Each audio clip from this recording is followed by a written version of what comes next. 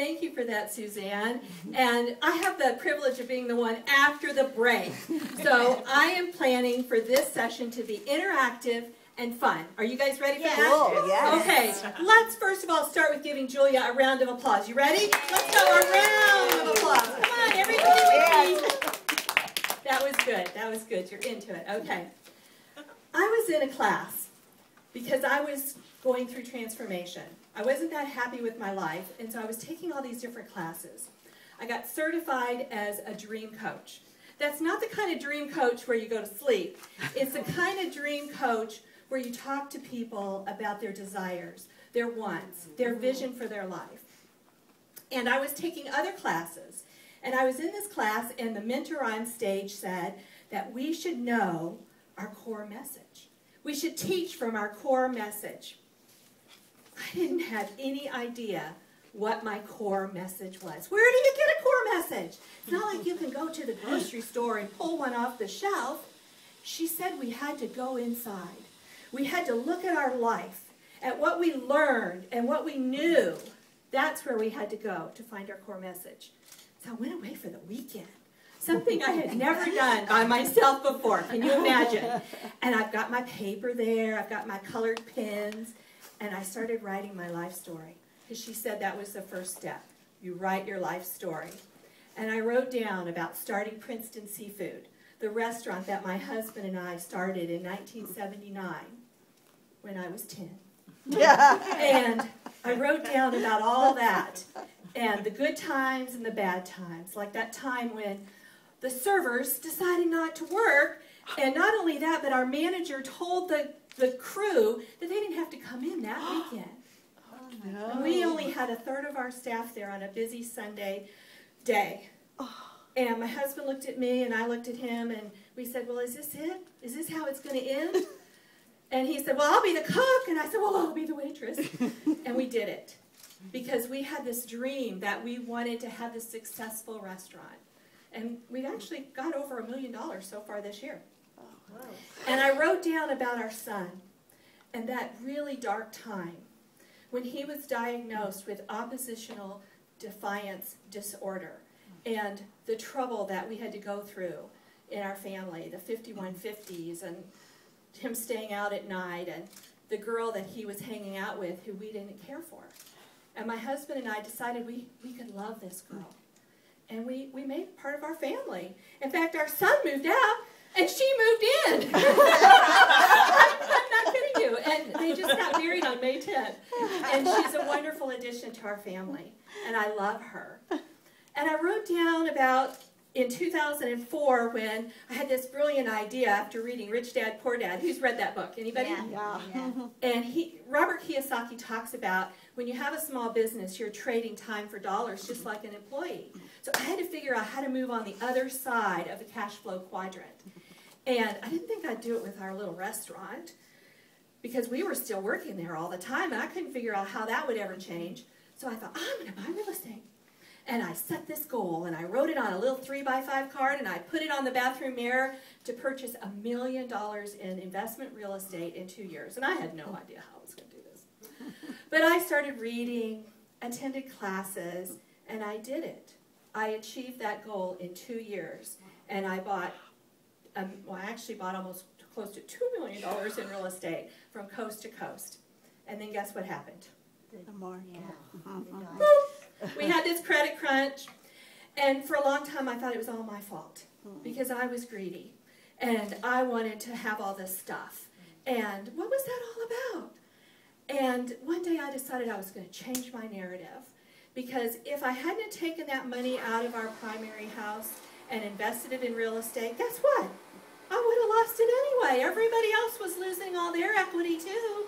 So if I could just figure out a way to keep those homes and have my dream of having this property where my husband and I could travel and go see them, then we would be okay. And I set out, it took me almost two years. It was really hard to get loan modifications and to work with the banks, and we did lose some of our homes. But I wrote all that down. And there I was in the hotel room, and then I took my magic marker, and you're supposed to, the second step to finding your core message is to document the things you've learned from both the good things that happened to you and the bad things. And when I was all done, I realized I did have a core message. Would you like to hear what it was? Yes. It was dream, decide, do. And I love that core message. And I realized that's what I'm here to teach, is teach people how to dream again. So are you guys ready?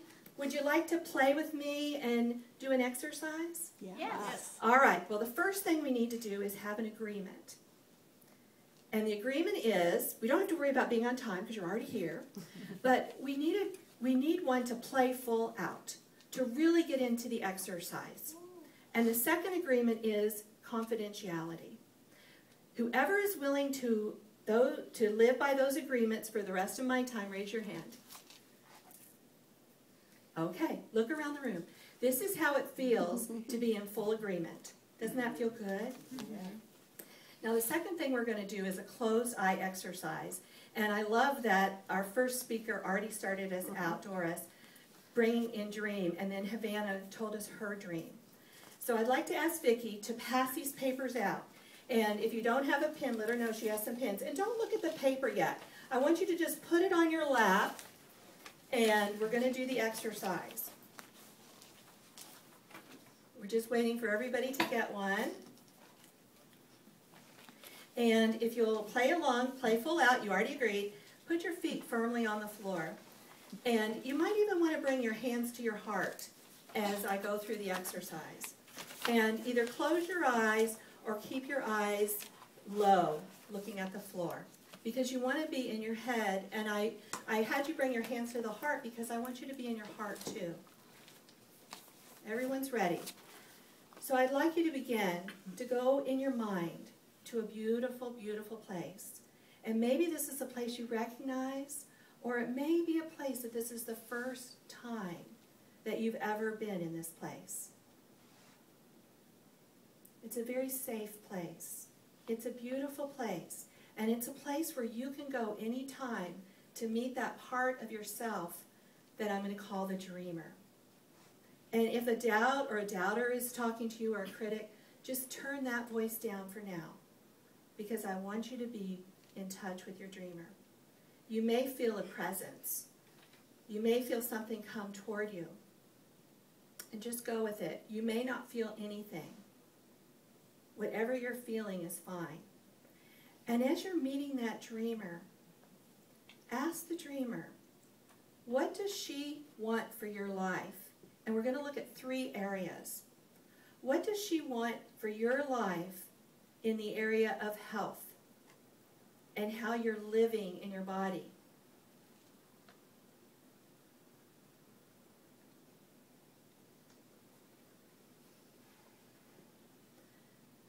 Now ask that dreamer, that part of yourself, what does she have? What is her dream for you in the area of your business or your career or the way that you live in the world to make money?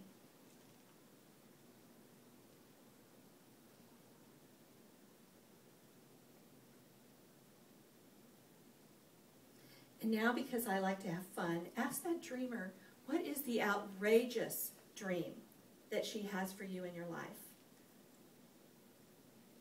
What outrageous thing does she have for you?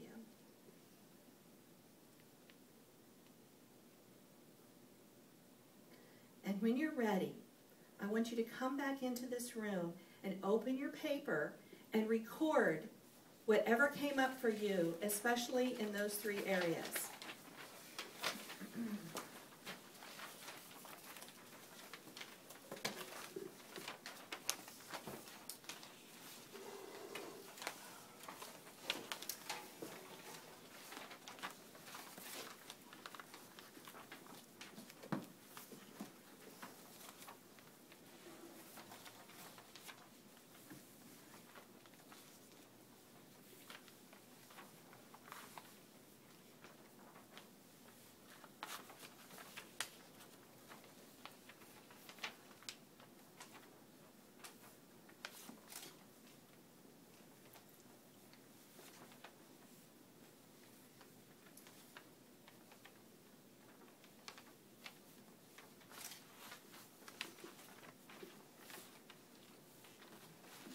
Now, we don't have a whole lot of time to go through this exercise with great depth.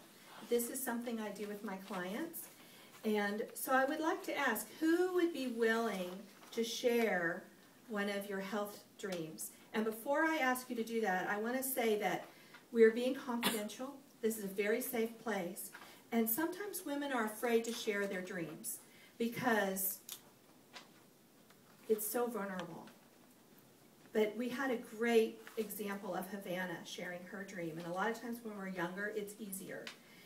And sometimes we don't share our dreams because people might expect us to actually do it. But let's hear from a few of you. Who would be willing to share a health dream? Nancy? Okay, to have vibrant, disease-free in a house. In other Great. words, like at even as I age. Excellent, I love that. Remember, everybody, we can do R&D on these dreams. And that means Rob and duplicate. So if you hear a dream that you like, just write it down on your slip. Who is willing to share a business dream? Oh, come on, somebody's got to be willing to share a business dream. Phyllis. It's to spread my message. Excellent, I love that. All right, what about those outrageous dreams? Who's willing to share an outrageous dream that came to them? Suzanne. To rent some kind of van or something I can sleep in and just go. Wow. I met a lady at Lake Tahoe who did that, and she did that. And so it's definitely a possibility. And sharing our dreams is very intimate. And the ripple effect of sharing our dreams. Did you guys just learn something about Suzanne that you didn't know, and about Nancy and about Phyllis? It's an intimacy. And if we can share our dreams, if we can know people's dreams, if we can help other people achieve their dreams, think about what that would do in the world. Think about what that would do in our families. I see all of you nodding. It would be awesome, wouldn't it? Our dreams are really our destination. And you can go to this place whenever you want, that beautiful place that you went to in your mind to find your dreamer.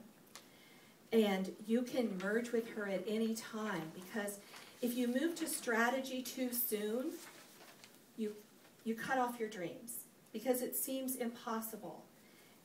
That's why dream comes first, and then deciding what you're going to do to get to your dream, and then the doing comes next. That order is very important to keep in place. Also, if you know your dream, it's your greatest time management. Because if you know where you're going, you can decide if that being asked of you is something you want to do. Does it fit into your dream of being healthy, your dream of traveling and just going, or your dream for sharing your message? You know, because you've got your dream clear. And having your dream clear is the great place to start. So I'd like to leave you with a quote, and we've already had a quote by Zig Ziglar. He's one of my favorite inspirational, motivational speakers. And he said, if you help enough people get what they want, then you will get what you want. If you help enough other people get clear about their dream, and you can help them live their dream, you will get your dream. I'm Mary Botham, and thank you.